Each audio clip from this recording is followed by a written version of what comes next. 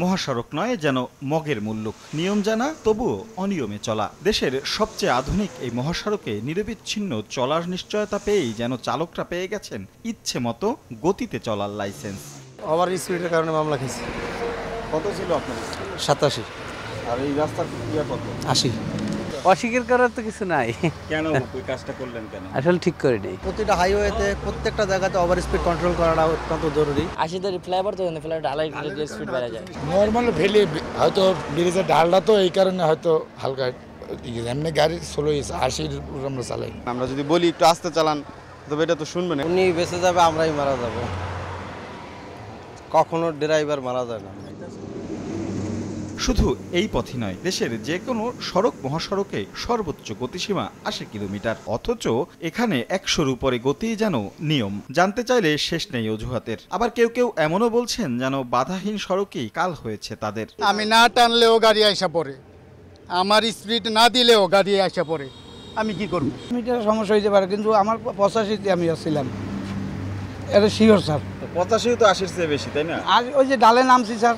আর তো পিছনে তো আরো গাড়ি, সামনে আমার গাড়ি তো আরো ছিল, তার গাড়ি পিছনেই তো আসছি। 1, 2, 3 ঢাকায় জমি জিতে নিন 100% ক্যাশব্যাক সহ 20 কোটি টাকার পুরস্কার।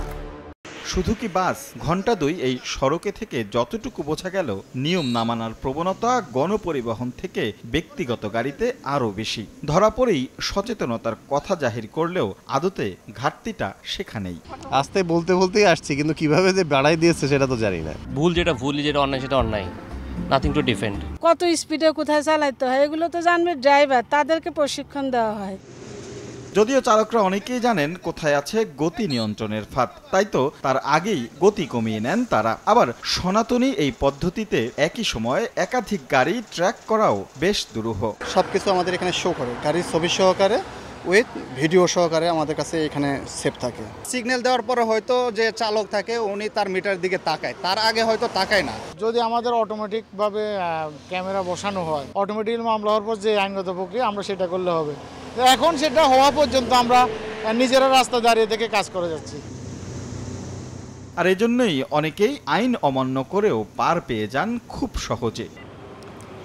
এক্সপ্রেসওয়েতে উঠে গাড়ির গতি নিয়ন্ত্রণ করবে এমন সাধ্যকার। একের পর এক গাড়ি চলে যাচ্ছে, স্পিড মিটার বলছে এর অধিকাংশই অতিক্রম করছে নিজের গতিসীমা। ফলাফল একের পর এক ঘটছে দুর্ঘটনা, মহাসড়কে হারাচ্ছে একের পর এক প্রাণ। তবু টনক নড়ছে কই? বিশেষজ্ঞরা বলছেন এক্ষেত্রে সবার আগে দরকার চালকদের সচেতনতা। 1, 2, 3 ঢাকায় জমি জিতে নিন 100% ক্যাশব্যাক সহ 20 কোটি টাকার পুরস্কার। পাশাপাশি পুরো সিস্টেমকে ডিজিটালাইজ না করলে সুফল মিলবে না বলেই মত তাদের। আমাদেরকে ডিজিটালাইজেশন করতে হবে, অর্থাৎ স্পিড রাডার গান সিস্টেমে যেতে হবে, যাতে কিনা একটা গাড়ি রাস্তা যে কোনো জায়গাতেই যদি এসে ওভার স্পিড করে যাতে আমরা মনিটর করতে পারি এবং তার আইন প্রয়োগ করা সম্ভব হয়। পুরো মহাসড়ক জুড়ে আমরা গাইডলাইন অনুসারে যদি স্পিড লিমিট সেট করা যায় এবং সেটা কন্ট্রোল করা যায়, তাহলে দুর্ঘটনা বা ওভার স্পিডিং কমিয়ে আনা সম্ভব। চলতি বছর মার্চে সড়ক দুর্ঘটনায় প্রাণহানির সংখ্যা 550, আর এপ্রিলে এই সংখ্যা যে বাড়বে তা এখনই অনুমান করা যাচ্ছে। রাশেদ লিমন, সময় সংবাদ, ঢাকা।